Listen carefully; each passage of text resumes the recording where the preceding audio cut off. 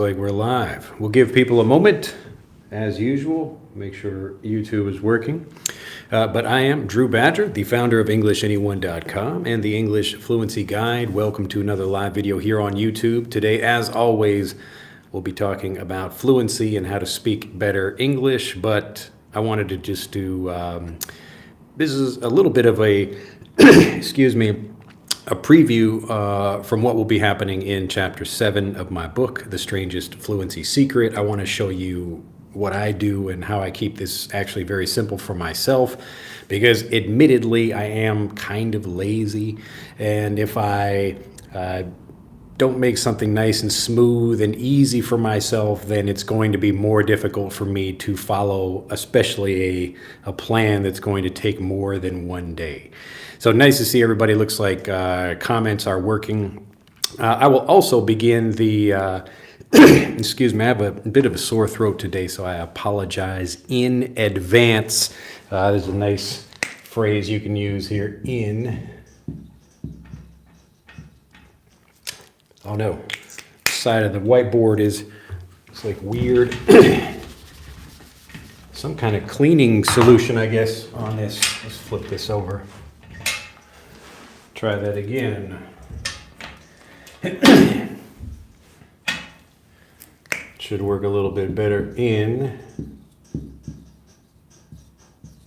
Okay, that works a little bit better.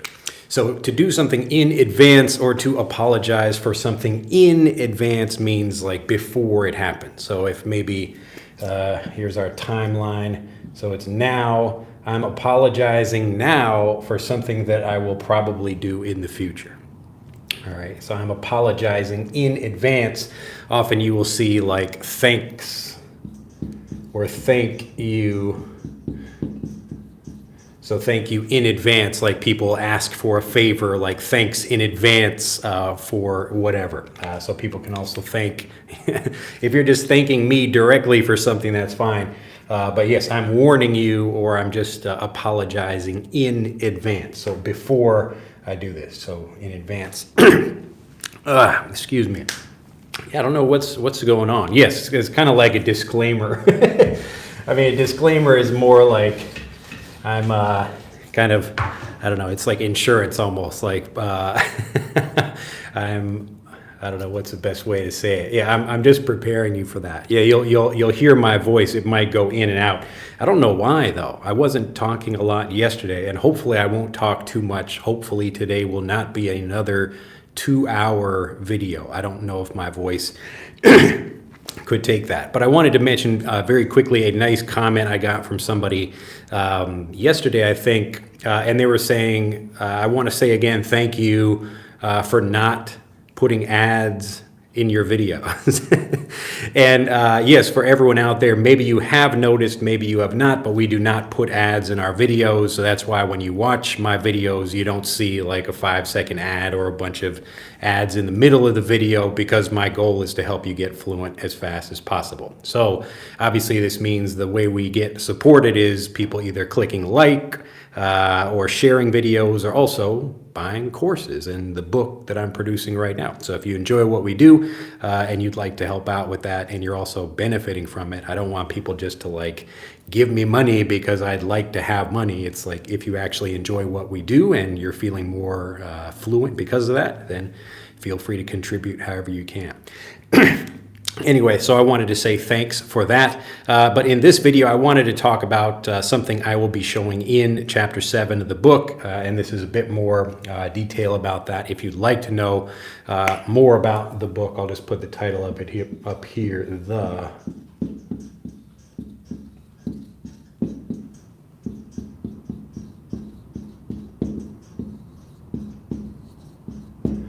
The Strangest Fluency Secret. And you can find this by clicking on the link in the description below this video. All right, so today's video, I wanted to talk specifically about how you actually get fluent, and I really want to make this simple for people, because I know like a lot of people, myself included, if you have some like, here's an 8-step plan to get fluent, and this is a kind of weird thing about people where we love lists of things. We love seeing a list of things, but we don't remember that list very well, and we're usually not very good at following lists of information or steps where you got to do this and then this thing and then this thing, especially if you have to continue doing that stuff. So if you're trying to learn something like how to play the guitar or play a sport or speak a language, then it's more difficult for you if you have a bunch of things that you have to do. And so if there are many methods, many things that you have to do, it's much easier if you just have one thing to think about it. All right. So what I'm going to be talking about today is just the one thing I recommend people do. And this again is what I'll be talking about because after we've gone through the first six chapters of the book, chapter 7 is really talking about how this all works together, why it works, why we get fluent this way, why it's much faster and easier than trying to do things the typical way. You will have seen this already. So if you're reading the book already, you will know that chapter 7 is coming. I'm working on it, and that will be soon. And then the last chapter will be chapter 8. But again, in chapter 7, we'll be talking about this one step that I do. And so let's talk about that right now. So I was actually talking about this idea with my wife yesterday.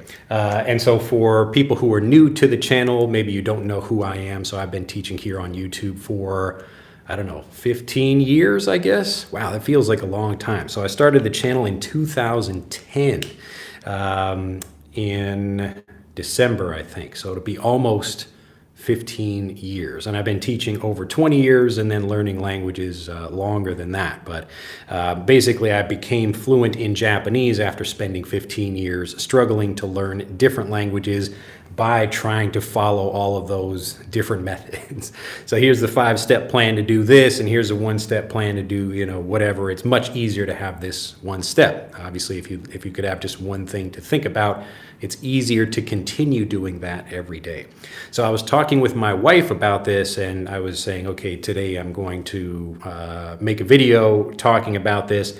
And she is Japanese, and she's learning English, so she is similar to many of the people watching my channel. And so I'm helping her. I'm also helping my children, and I'm teaching everybody I can, whether it's my videos or courses or even my app. I'm helping everybody in the same way, doing this same one thing, this basic step. And so when I talked with my wife about it, first we were just talking about specific problems she had. And so it basically, I'll just put like the main thing or the main reason that most people struggle to speak is they lack confidence.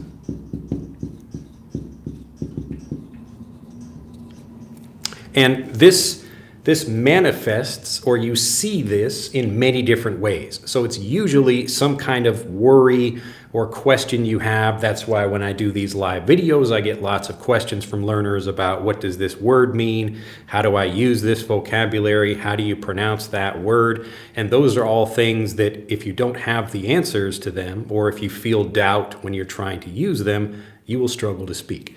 And so again, it really comes back to a lack of confidence. And she had an interesting problem where she said, I worry about speaking with native speakers because, she's worried about being judged by native speakers. And I was saying we had actually a comment from somebody, I think last week on live, where we were talking about specific issues people have. And someone said they have like the opposite issue. So they're not worried about native speakers. They're worried about speaking in front of non-native speakers. And my wife was very surprised about that.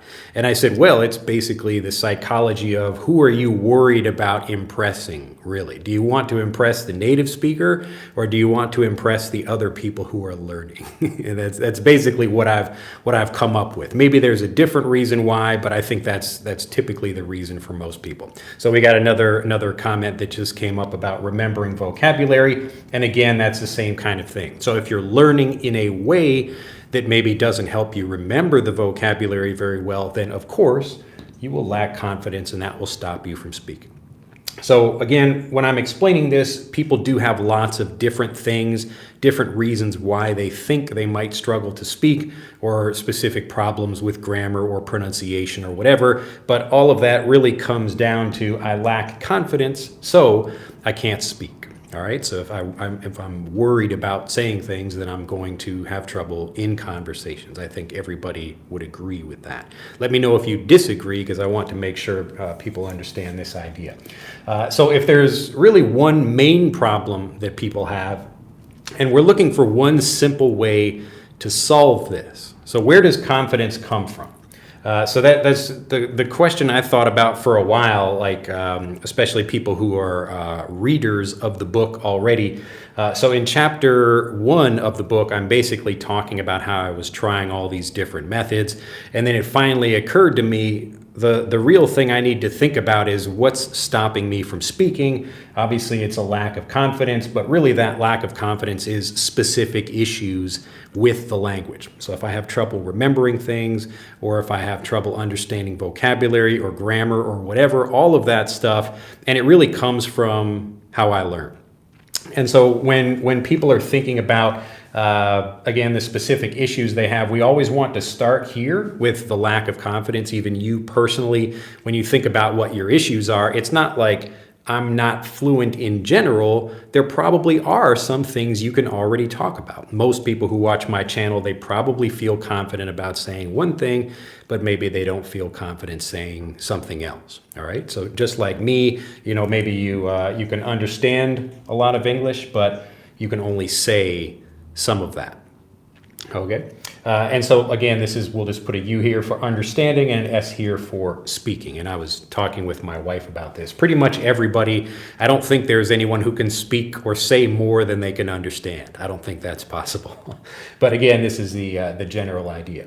So we're thinking a lot about psychology here. The first part is this lack of confidence. And the second part is, if we want to fix this issue, we really want one thing to do, because if we have a whole list of different things, we're probably not going to do it. I think most people here have probably tried various methods. We want to try whatever, and then I think like it's going to be, I don't know, like I'll try that thing and then I'll try another thing in the future or whatever, and most people don't continue doing it, and they try one thing and then another thing like that.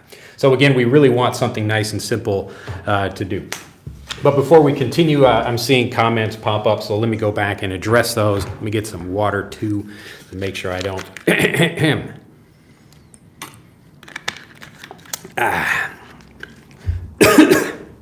Again, I apologize for my voice. I don't know why. Why it's like that. All right. Again, I also apologize. I'm apologizing a lot today. If I don't get people's names correctly, because it's not showing me the names anymore. It's just showing the handle for what your screen name is. So Renee says, greetings. Anna says, hi, Mr. How are you? How was your afternoon? Well, it's my morning here. It's Thursday morning here in Japan. So I'll let you know about my afternoon after I have it. We'll see. Dran says, how's it going? And JH, I'm here. Yo, Drew, sup, bro? Cheers from Mexico. Thanks for the warning. All right, disclaimer, thumbs up right off the bat. Yes, thank you for that. Again, if you enjoy the content, give that the thumbs up, the like, or whatever you have to do. Click the bell and all that stuff that YouTube makes you do. They really make you jump through a lot of hoops in order to do that. To jump through some hoops. It's like this is another good expression here. To jump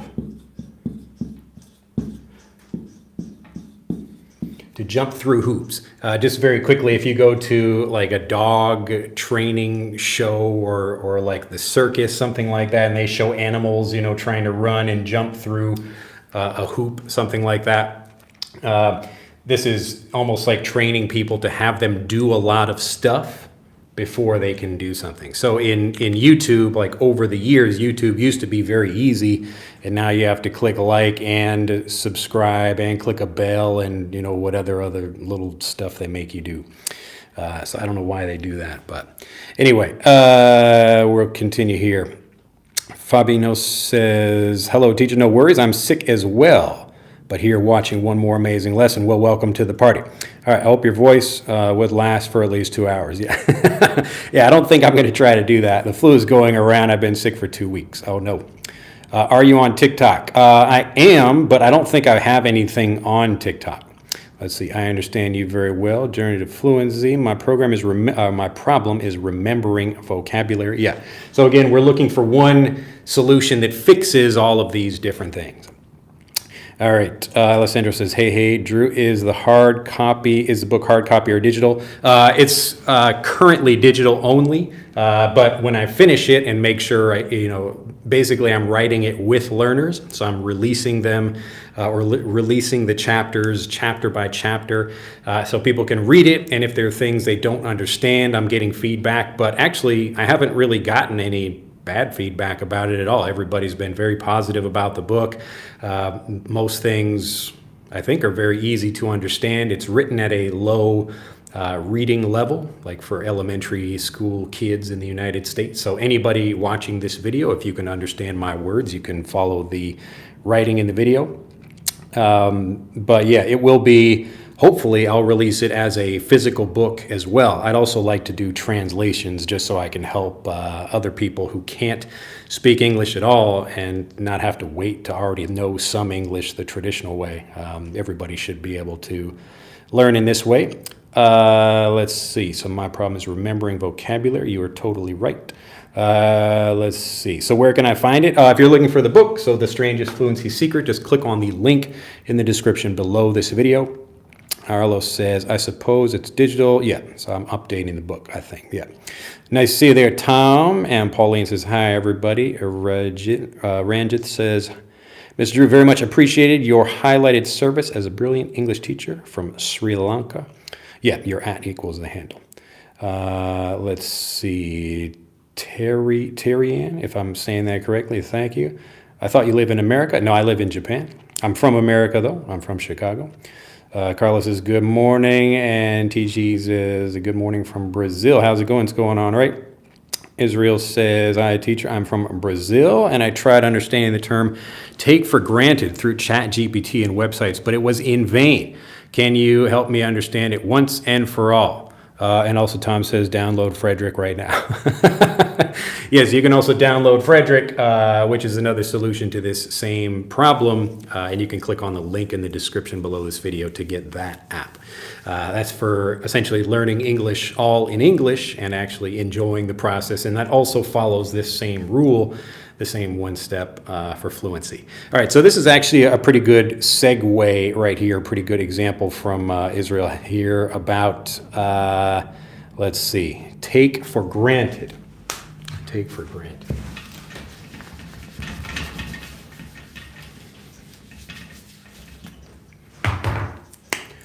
To take something for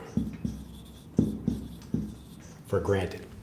All right, so before we get into this example, and this is a good example to look at, to take something or someone for granted, the idea here when we're talking about lacking confidence, this is a perfect example of that, where you hear a word or phrase or you see it somewhere and you just don't understand what it means. Maybe you're trying to get, ChatGPT will tell you. It's interesting, it could give you a good explanation of what it means. But often, even in the day now where we have AI available to answer all kinds of questions, when I'm talking with ChatGPT, if I ask it questions about language, it will often just try to give me answers like a typical teacher instead of actually helping me understand things and give me insight and actually really understand what something means so I feel confident about using it. All right. That's always the goal. And the thing we're trying to do here, which I will remind people of, is that instead of thinking about fluency in general, think about developing fluency and confidence in particular things. So if you feel confident about using a particular phrase and you can use it easily without thinking about it, you are fluent in that phrase, okay? So what we're looking for, and we'll get back to our solution, this kind of one thing or one step that you can do to develop fluency in anything. It could be fluency in something like this. But for example, to take something for granted, let's see, I think somebody just posted a comment down there about that. Take him out of contacts. No, that's not what that means. All right, but often when I'm teaching things like this, or also what I show in the book, is that if we have something like this, we want to break it down to an even smaller piece where we have like just focusing on one part of this to hopefully understand that one, and then we can build up from there. So if you don't understand a whole phrase, usually there could be some piece of it that you understand or some piece that you do not. So we want to kind of look at something and figure it out better. And this is the kind of thing you can ask ChatGPT for. So if we're looking for like a phrase like take for granted and you don't understand what it means and you still can't get a good explanation, you can say, well, help me understand, like, what does a word like granted mean, or to grant something? So when we talk about to grant something, it usually means to give something like it's just there for you. Like I grant you a favor would mean like I will do this thing for you. Let's say I am the king and I say, well, I grant you like this area. So here is, my kingdom, and I'm going to give you this bit of land over here. I grant that to you. Or maybe you've heard about people getting like a grant, like getting money for like a scholarship, something like that. All right. So to grant something just means here we're going to give you something, or this is just making it available for you. It's accessible for you. Like I would grant that, maybe there's a problem. Let's say I'm talking with a group of people in my local area. There is an increase in crime. And so I'm thinking, well, maybe the crime is not that bad, and other people are, giving examples of things like that they're saying, oh, actually crime is going up. So people's cars are getting stolen or whatever. I don't really believe them. And so I can say, well, okay, I grant that cars are being stolen. Like I accept that thing. And we had another good one about granting wishes. So if you think about a genie, like in the movie Aladdin or the story Aladdin, the genie is, you rub the magic lamp and the genie comes out and grants you 3 wishes. So they're giving you those wishes, all right? So when we have something like for granted, it's kind of like you just assume you will have something or receive that, or everyone agrees that this is the situation. So for example, like I take it for granted that a desert will be hot. So I assume a desert will be hot. All right, so maybe sometimes it's cold in the evening or whatever, but during the day, the desert will probably be maybe sunny and hot. I just take that for granted. So I don't bring an umbrella to a desert because I don't expect rain. Now, maybe there could be some rain. I don't know. Maybe there's rain sometimes, but again, like I'm just kind of granting that that's probably true. So I'm accepting it. I'm taking that as the thing that most people accept or expect. Excuse me. So to take something for granted. So there is the taking something for granted just means I accept that. I don't argue with that thing. I'm not really thinking about it, and so it's kind of like, here's the base level. I take it for granted if I'm going to a restaurant that they will have food there. So if I go into a restaurant and they don't have any food, I will be very surprised. It's a restaurant. You're supposed to have food there. I would take it for granted. Like I would, just assume that's how it is. So we can have this idea of like take it for granted just means you're talking about whatever that idea is. Like take restaurants having food for granted. So I just assume that's kind of how it is. But you will also hear this phrase used in situations where you don't really care about something or you don't treat it very well because you just expect it to do something. So let's say I'm at home. I take it for granted that my wife is going to cook me a delicious meal every day. I take it for granted.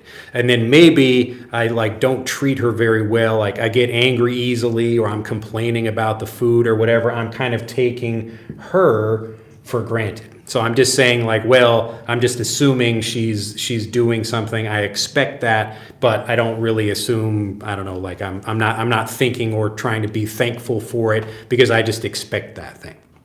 All right. So if I go outside and I start feeding some birds every day, and I go out to the same park and every day I'm feeding the birds, and then the birds come over and they come get bread or whatever from me, the birds over time will take it for granted. So the it being me feeding them. So they will take me feeding them for granted. They will just expect that I will be doing that to them.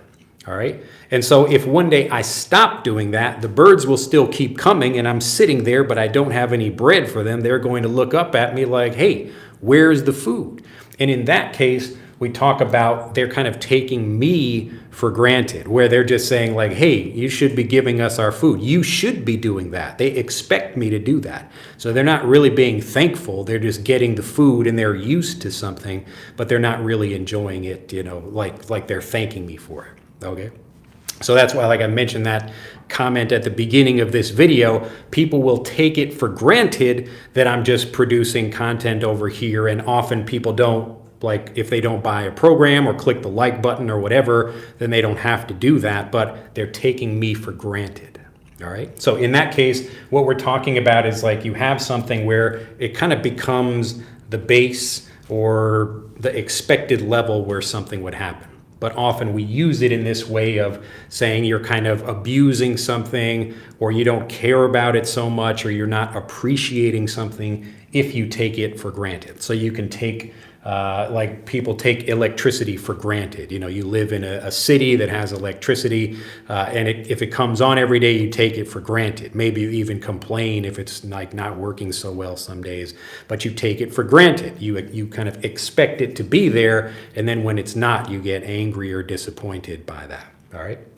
So hopefully that makes sense. Kind of a longer explanation because sometimes you have to spend a little bit more time with something. But again, like I talk about in the book, if you have specific phrases like this, it's better to spend some time with them and actually understand it.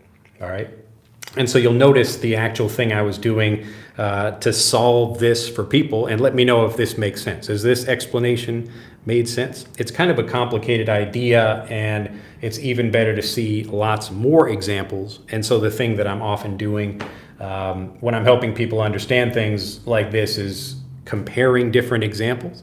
And that's naturally varied review. And so that becomes the thing that everybody really can do, really the one step when you're trying to learn something or you're trying to remember a word or trying to improve your pronunciation. It's really about comparing different examples of things the same way a native would. All right. So if I'm a native speaker and I'm trying to understand a word, I would probably just look at a couple of different examples, look at the different context and try to figure it out that way, especially if ChatGPT is not helping you understand it. But in that way, we can look at a word, just a piece of this thing, like to grant something and then to take something for granted. So you can look at these pieces individually, like 1 and then 2 and then 3, like that. But let me know if you have any questions about that. Make sure we're still working over here. I think we should be. Yeah. All right. Let me go back and answer any questions of that. So we have some people. It kind of it's like similar to that, where you're not like taking advantage of someone. It's more you expect them to do something, or you have come to expect them to do something. Again, like my wife every day making food for me, and then she stops one day because I'm not thankful. So if I don't say thank you every day, if I don't appreciate her, then she will feel like I am taking advantage of her in a way, all right? But it's more like I'm just taking it for granted, like, hey, I should say thank you. That was a good meal. I appreciate that. Yeah, even if she's doing it every day and it's a habit or just a common thing she's doing. But again, I want to make sure I'm showing appreciation so it doesn't seem like I'm taking her for granted. All right, but let me know if that doesn't make any sense. Let's see. Phil Garcia says, hi, teacher, I'm from Brazil. Can you help me understand the expression I can't help but? Yeah, so I can't help something. It means like, it's like I can't stop doing that thing. Like I can't help. I don't know, like eating too much. Like I can't stop doing that particular thing. So to help in this way is I'm just unable to stop doing something. Like I can't help it. You'll often hear that expression as well.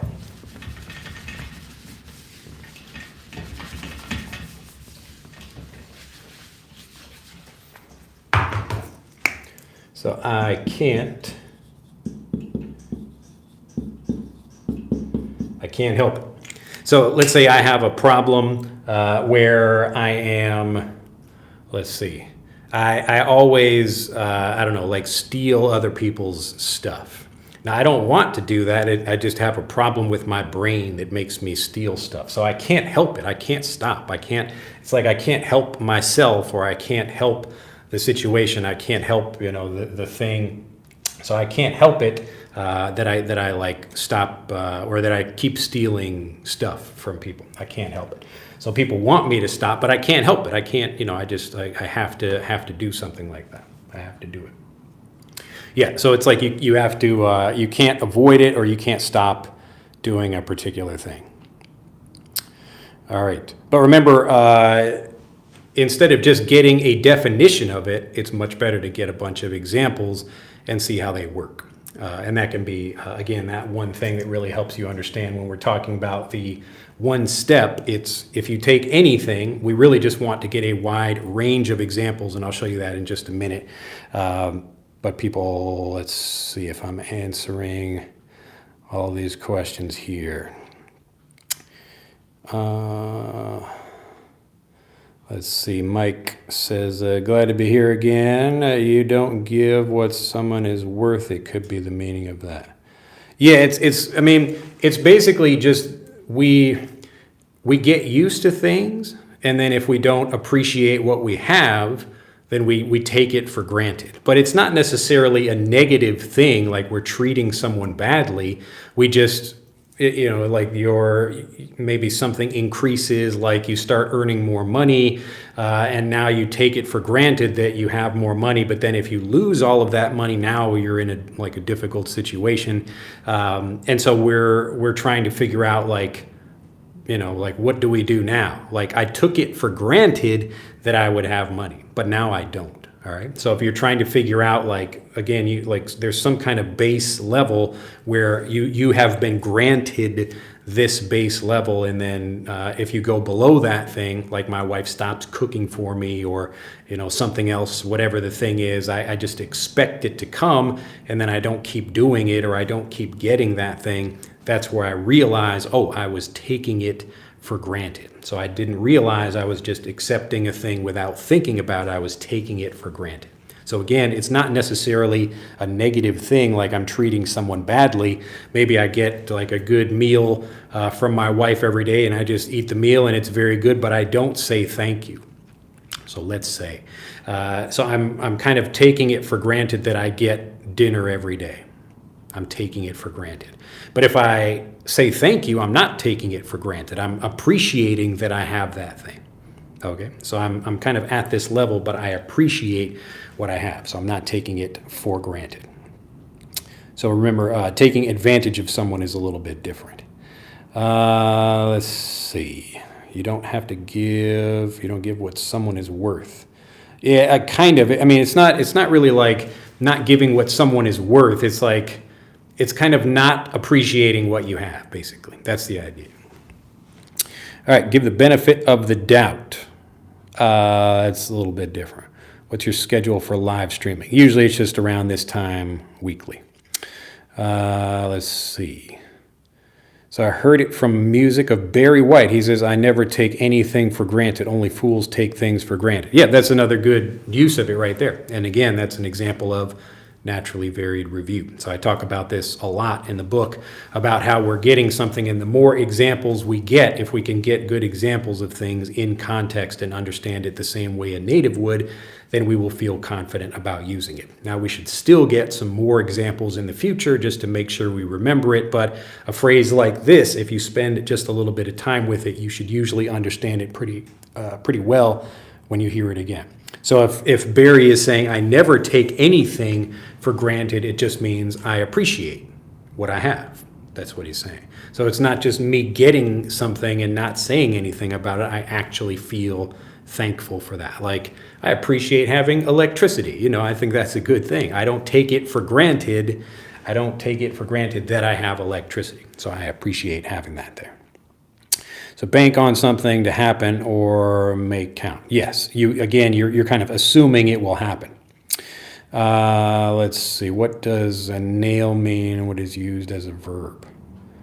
You mean like to nail something? Like to put like a nail, like to nail something like that? It's like kind of hammering something in that way, but we can also talk about like hitting something perfectly. So if I'm talking about, if I give a good explanation, someone might say, oh, you nailed it. Like you got it, you hit it perfectly. Almost, you think about like a hammer hitting a nail like that. You nailed something to hit it perfectly. All right. Anna says, I really don't understand yet. Are you talking about you don't understand the thing we just talked about, or you don't understand what charisma? Charisma just means like, it's like a kind of natural feeling where you are kind of pleasing to people, but not in, what's a good way to describe it? It's actually better just to see examples of people being charismatic. So I'll give you actually a kind of a funny example of this. And it's better than just getting a definition of what charisma means. But there was an interview with Sean Connery. So he used to play James Bond years ago. I think he died a couple of years ago. And he was being interviewed in America, I think, by, Barbara Walters. Someone says the camera focus is changing. I don't know, maybe just because I'm moving around. Let me know. It should be looking...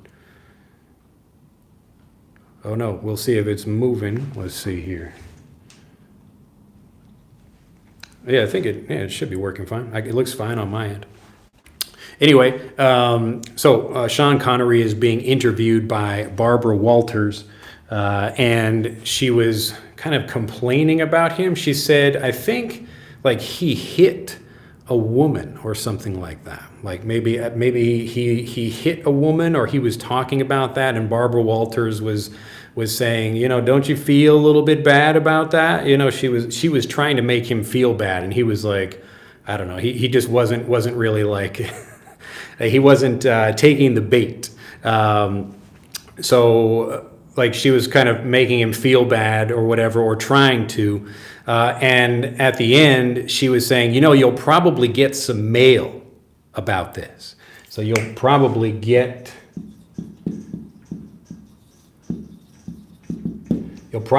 some mail about this. So that means people watching the show, maybe they will write a letter and complain about it, kind of like people complaining in a YouTube comment or whatever. So you will probably get some mail about this.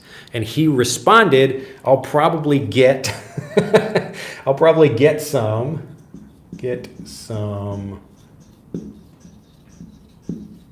female too. And so he's basically telling a joke where instead of male, like you could read that as M-A-L-E, like as in man and woman. So it's the same sound for both of these words. So she was saying you will probably get some angry letters, people complaining about you. And he said, well, I'll probably get some female too, And even Barbara Walters laughed at that. Now that was a bit of charisma right there, where he's kind of being elegant and being persuasive, and he's kind of funny a little bit. And so charisma doesn't mean like you have to be funny all the time or anything, but when you see examples of people being charismatic, where it's like they come in and everybody's watching them and everybody sees what's going on. If I'm like, I try to be not necessarily charismatic, I'm just trying to explain things and make sure people understand. But if I'm giving a boring explanation of something, if I've got no charisma, if I don't feel like, I don't know, I'm being helpful, or not just the information you're here for, but you want to hear it from me, for maybe my personality, that's part of that charisma as well. But again, rather than looking at a definition of something, get some varied examples of that. Use that naturally varied review. That is the thing that will help you, and that is the one step that you can take to really get fluent in anything. So if you want to know what a word like charisma means, go to YouTube. You're already here. Type charisma and see what happens, and follow a couple of examples of that. And like, you could think, well, that sounds like work. It's just one thing.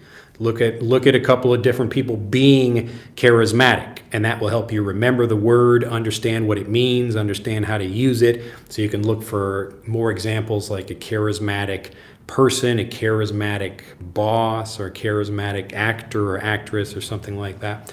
But you will see examples of what that means. Let's see, what did I miss here? All right, Lewis says, I already got the audiobook now. What, just reviewing the vocabulary with its category is enough? Yeah, so if you're looking for, if you're talking about the memory training, the specific thing you can do with that is, again, you don't have to remember or memorize that list. That list is a way to help you create categories and to show you different kind of stories for each one of those things, for each of the words. So this is Lewis talking about the vocabulary training I have, the How to Remember Any English Word program. But the point is to use and understand this same way of learning where, number one, you're getting some varied examples of that thing, but you're trying to understand how you might use it, just like we talked about with like the for granted example. So you don't have to try to memorize all of those things. The point is to understand things like a native. So when you're trying to learn new vocabulary, spend a little bit of time, look for specific examples of how things are used, and that will help you create categories and think like that.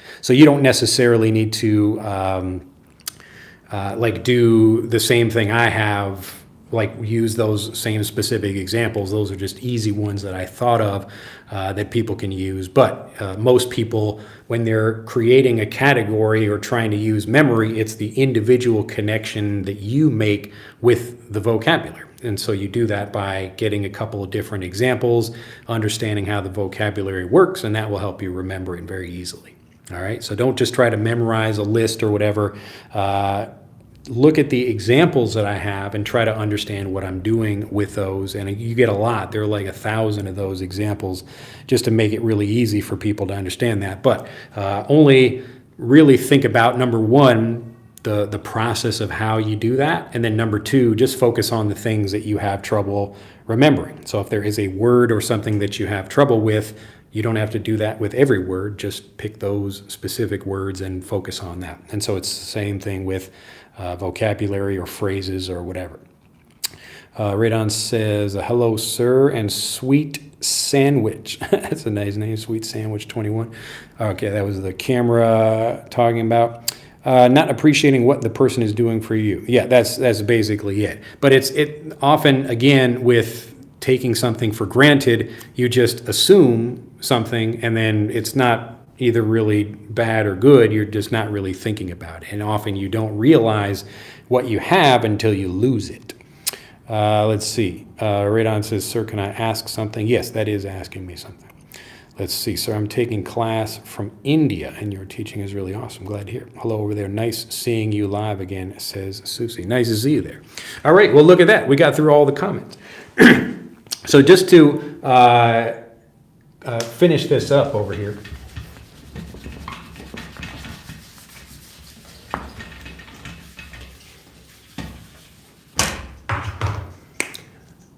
If we're looking for one thing, we've kind of got one problem over here, and then we got one solution. And this is naturally varied review, like we have just been talking about for quite a bit of this video.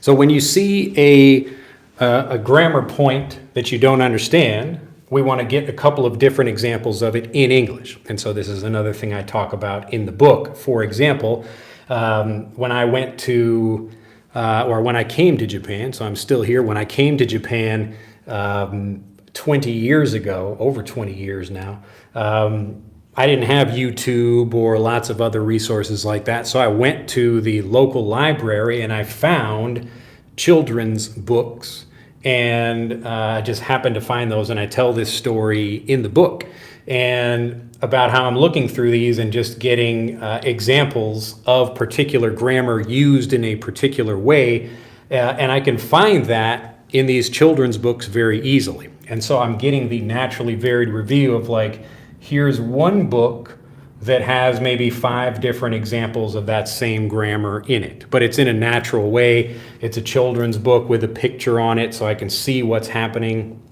And I talk about how to use ChatGPT to find that information in the book. So whatever it is you're looking for, if there's a grammar point you don't understand, instead of just getting a grammar explanation about it, the explanation usually will not help you learn it. We want to see a couple of different examples that really help us understand it being used in context. So this is the same way a native learns, but you can actually do it very efficiently this way as well. And so naturally varied review works for learning particular things, but it also works with the review part. And that's why I call it naturally varied review, where we're talking about we learn something and maybe the next day we review it by seeing it in a different way. So maybe I read a story one day, but then I listen to something else the next day. And so for me specifically, like what I'm doing right now, and I've talked about this before, I will talk about this in chapter 7, is like watching street interviews here on YouTube of people in Japan talking about different stuff. So what I like about that kind of content is we've got one topic. So it's a specific thing we can learn about, like how people talk about this. And this is a very common thing that people struggle with, like just in everyday life. How do I describe a particular thing? How do I talk about this? And you can learn how to do that with anything using YouTube in this way, where we focus on a particular topic, and then within that, we want to get multiple examples of people talking about that thing. So if I'm watching a street interview, so this is different people talking about the same topic, each one of them may say some of the same things, and maybe some of them like will say some different things, or they will pronounce things a little bit differently.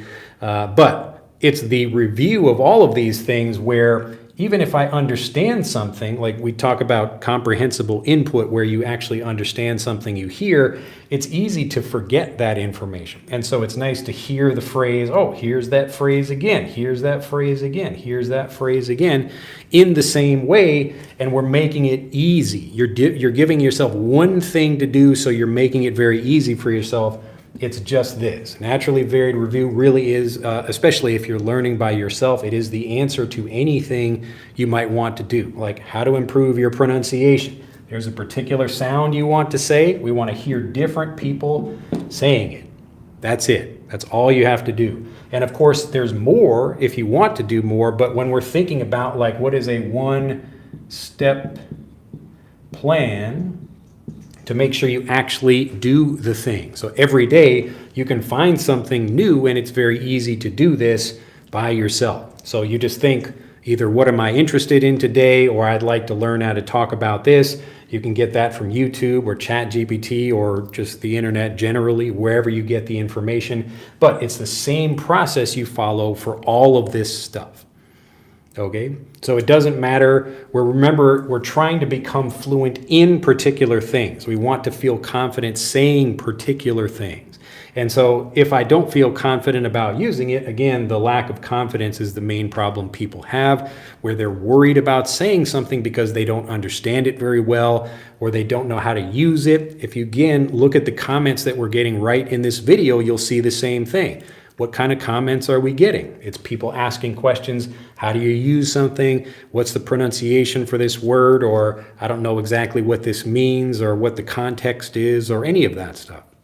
And so if you lack confidence in saying something, you won't use it. It doesn't matter where you live or how old you are or whatever.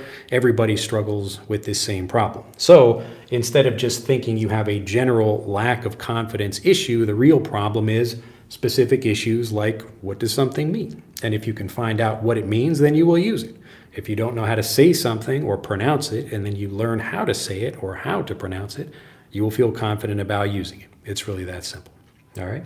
So hopefully that makes sense. If anybody has any questions about particular vocabulary, we can again apply this same thing. But today, or really any day, it really is easy to pick a particular thing you're interested in, whatever you're struggling with. It could be a question you have or a worry about something, or it could be just something new you want to learn about. Like for me, if I want to learn about, I don't know, fixing computers, for example. There are lots of videos about fixing computers or even fixing a specific kind of computer. Or I want to hear about people, I don't know, like American English speakers fixing computers. I can actually get information about that and hear a wide range of something that will help me understand how to use it. So it's like it's never been easier to learn like any kind of thing you like. It doesn't matter. And so the information is freely available. That's why how you use the information becomes the real important thing. So if we just get a bunch of random information, if I read a book about flowers and then I watch a TV show about, I don't know, dating or whatever, and there's no overlap, there's no connection really. Maybe some of the vocabulary is the same, some basic vocabulary, but a lot of it is different. If I'm not actually helping my brain understand this information and giving myself that review, the review part here is important. The point is, it's not just repetition. We like to give our brain a variety of content. That way we make sure we're still actively enjoying it or staying interested in what we're learning. Well, let's go back here. All right. Let's see. All right, Mike Ian says, Drew, you got a very contagious laugh. I can't help laugh at it too. Well, enjoy. Glad to hear it. All right, look the meaning up in context. Yeah, again, you can look up meanings, and people, again, are typically looking for the fastest, easiest way to do something. But that probably won't help you get fluent. So it might, but typically we want to get a range of different things working together, and that's why the answer to all of these questions becomes naturally varied review. So if you hear one example of something or you get one definition, it's probably not going to feel maybe I'm not quite sure about how to use it or something still. And that's why typically I give examples again and again until people have that aha moment where, now I got it. And then you can still use naturally varied review over time to help yourself review particular things.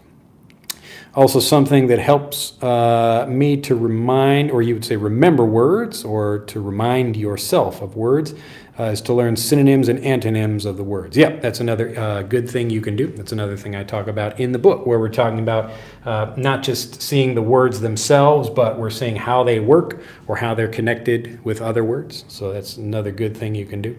Lewis again says, where can I get the categories of a word? So when you think about the categories of a word, you can give me a specific word if you're curious about this. It's not like there is a particular place, like we have here's the website where there are word categories of those things. But for most words,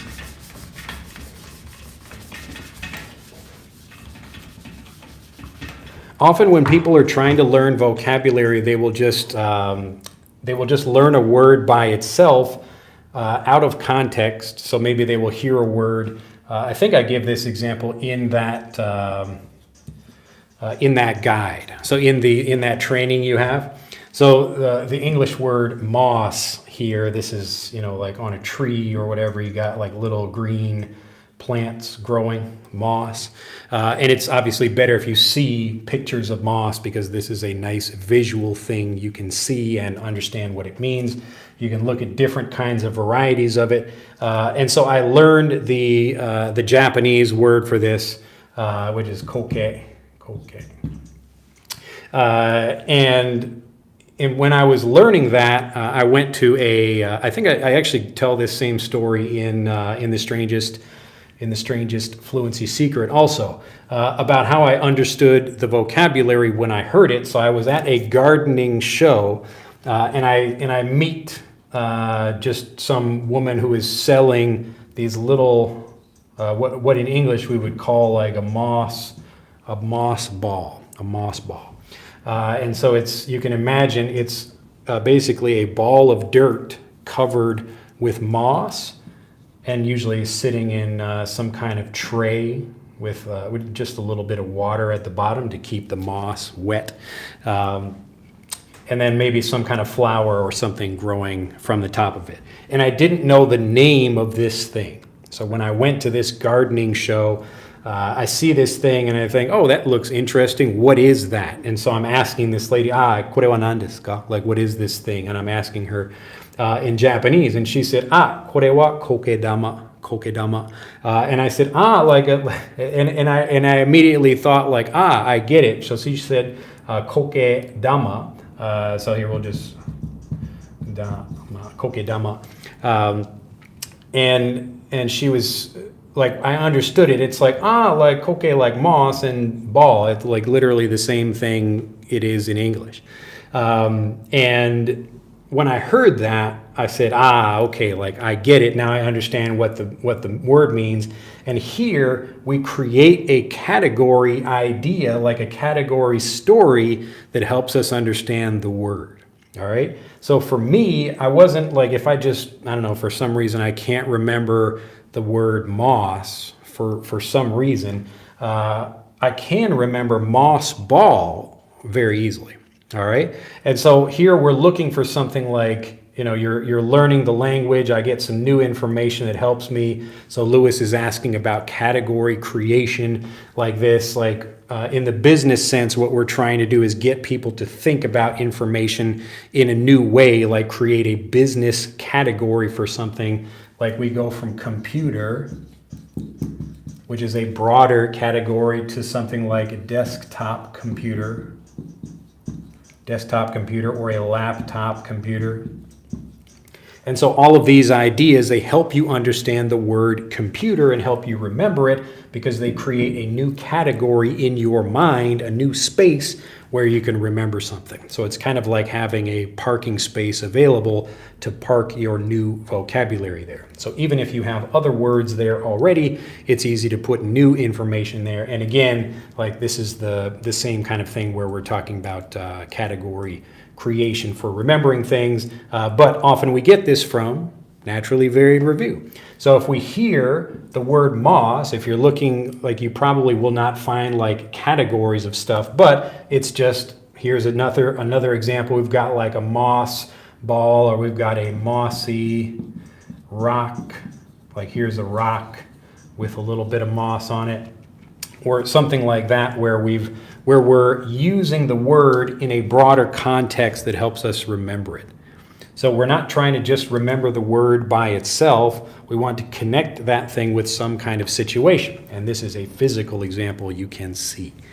All right. So you don't need to look around for specific categories. Your brain will create these automatically as you get naturally varied review. So as you look for different examples of the word moss, and you can ask ChatGPT, or you can go on YouTube or whatever, anywhere where you can search for information, or you go to even a local library that will tell you, okay, like here are some books about different kinds of moss or whatever. Whatever the word is, it's usually the word plus other information around it that helps you create that memorable category. And you don't need to think about like a category specifically like I'm doing here, but you will do this automatically as you get a variety of examples of that thing. Okay? So again, instead of looking at a word just by itself, we want to see that word connected to other things, because that's how the brain learns easily. We want to make those connections and understand how the brain works, so we can make those connections easily too. So if you give your brain good information like this, a specific focus, which is moss, but naturally varied review, where we're giving the brain some slight variations, like different kinds of moss, or moss in different situations, or doing something like that. Like, I don't know, maybe I have kind of a mossy feel for the hair on my arms or whatever. Anything like that, where we're trying to make a connection that helps you remember that thing. That's how it works. So the category creation isn't something that you need to go to a particular place to find. It's just seeing a variety of examples of how the vocabulary works. Okay? So again, the kind of one step to become fluent or to remember or to gain confidence in whatever is that naturally varied review. So it doesn't matter if you want to hear, let's see, I think someone else just asked, let's see. So, hey, Deidre, can you pronounce can or can't and can? Can't and can't.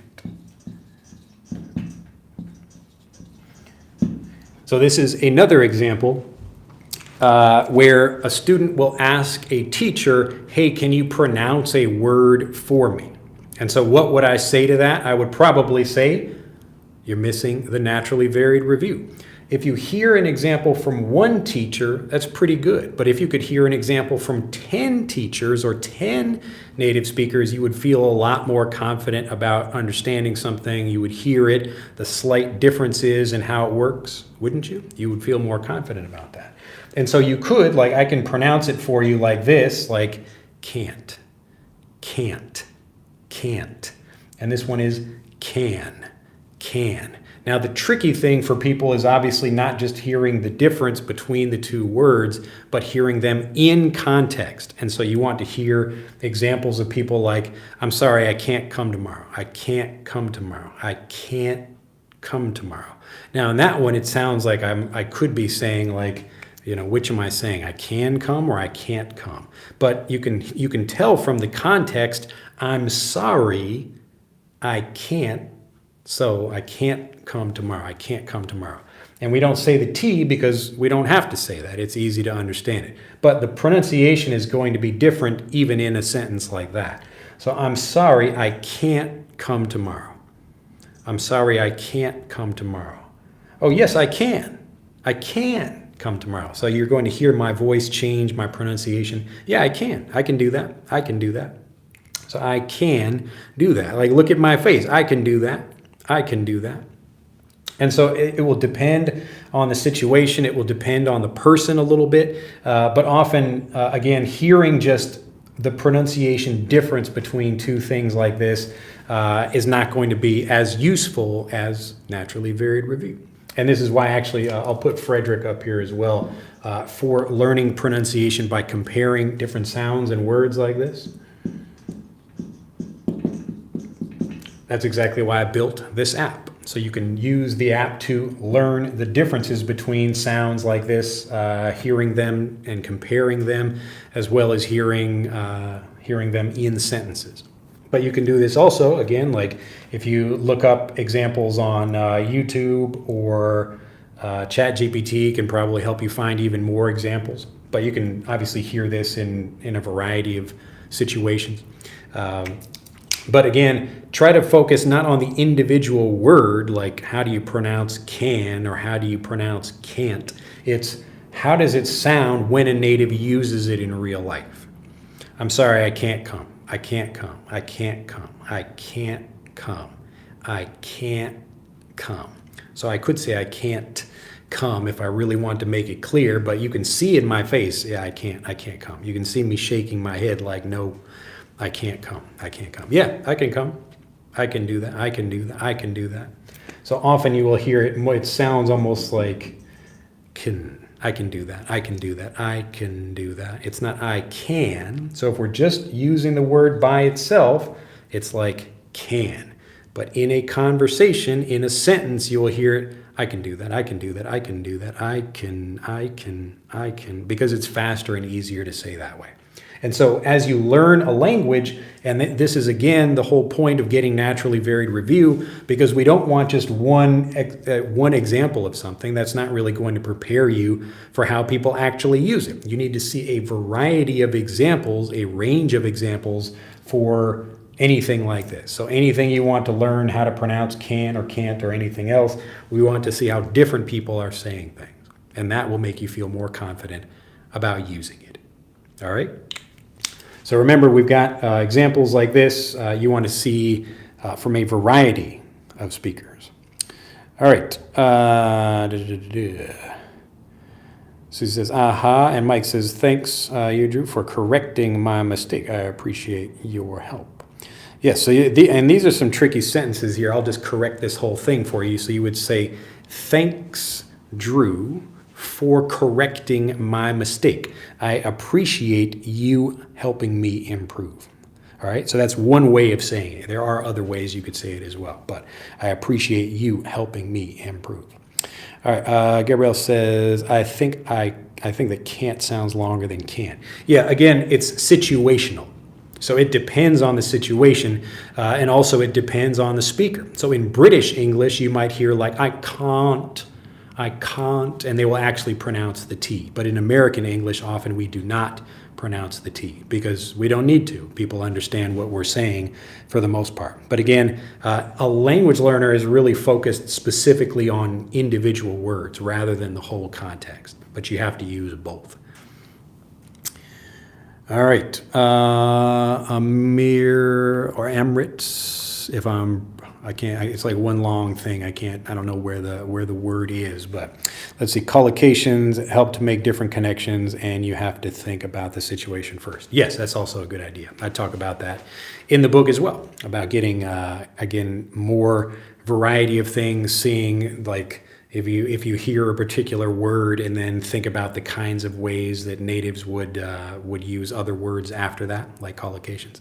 Actually, I did a kind of word game video with some friends of mine here on YouTube. If you look for that, if you search for game on my channel, you will find that video. But that one, like, it was kind of a video about collocations and how natives will naturally think of the next word when you say certain things. It's pretty interesting.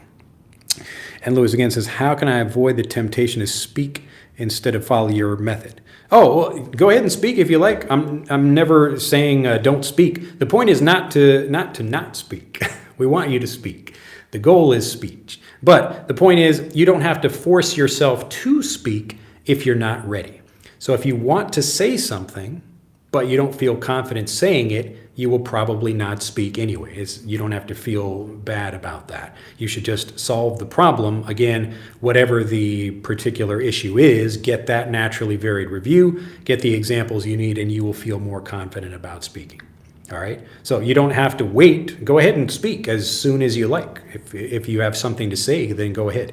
And again, most of the people watching this will typically find like some situation where they feel confident speaking, like maybe at your work, you're talking about something and you've talked about it many times, you feel very good about it, you know it very well, and you feel confident talking about that, but maybe you don't feel confident talking about things after work. So you're talking with your coworkers or something, but you don't feel confident talking about something else. That happens. So don't worry. If you want to speak, go ahead. But the point is, you don't have to force yourself to speak in order to become a good speaker. The thing really is to, I erased it already, get the confidence you need. And that confidence comes from naturally varied review. But let me know what you think of the book otherwise. But yeah, don't feel bad about speaking if you want to. That's great. All right, Sue says, thanks a bunch, Drew. And Bridget says, hello, Drew Badger. Look at that on my using both names over there. Well, nice to see you. All right, well, it looks like we're finished with this video. And of course, it should be a quick video because it's really just one step that you can use if you'd like to see how to do this more in detail. That is what we talk about in the Strangest Fluency Secret. So I'm still working on the book, Chapter 7 coming soon. The reason, or part of the reason it's taking a while, is because I'm trying to fit everything. So if you just read one chapter, that would be it. What's next by getting your book? What's next? You mean if you're talking about after the book? Let me know what you mean by that. And I think you have the book, but if you do not, you can get it just by clicking on the link in the description below this video. Good morning. My day is started. My day is started yet? So if you're talking about material, the book shows you how to do this by yourself if you'd like to do that, or if you'd like me to do it for you, this is what we do in Fluent for Life. So that whole program is actually showing you how to get the naturally varied review automatically, so you don't have to spend time looking for anything. You just get, here's what I have to do today, I do that thing, and it's just nice and easy following the steps. So yes, if you're talking about courses, yeah, that would be Fluent for Life. So that's the main program that has everything in it. If you'd like more information about that, or if you have any questions about it, you can click on the link in the description below this video to learn more. But you can also just send us a mail if you have any questions. But let us know. What do you think about the book? Again, if you have any questions, part of the reason I'm releasing it this way is because I want to make sure people understand all of it. It should be a pretty simple idea, but the tricky thing is it's different from what most people think. Like I had a friend of mine, I haven't seen him in a while. He said, "Hey, how are you doing? What are you doing recently?"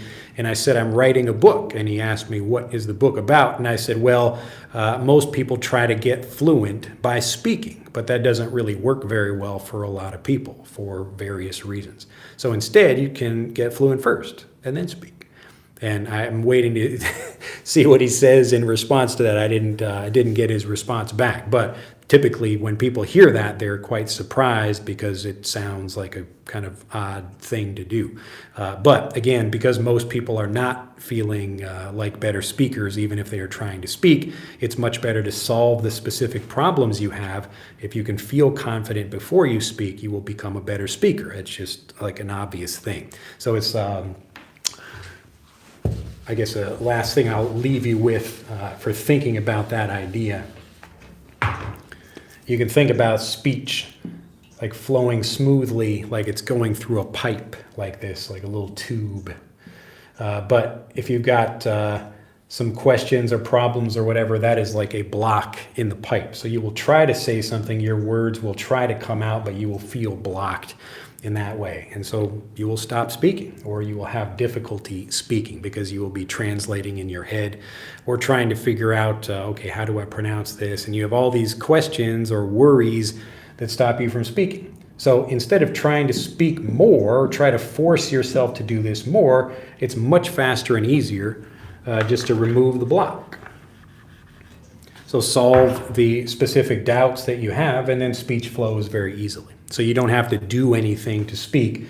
You automatically will start speaking better. That's the idea. All right.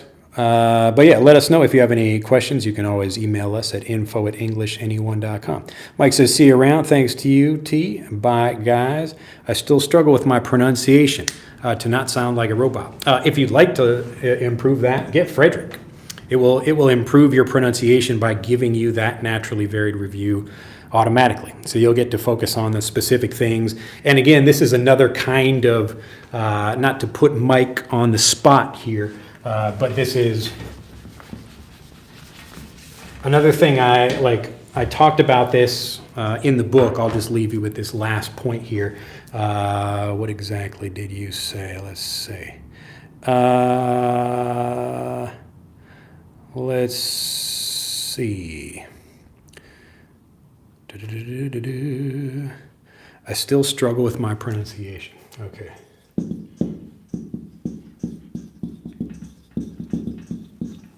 All right. Now, this is the last thing I will leave you all with. When people say things like my pronunciation or like not fluent, this is a general way people speak with each other. We're not being very specific, but the truth is there are probably many things that you can pronounce correctly, or many things that you can say fluently.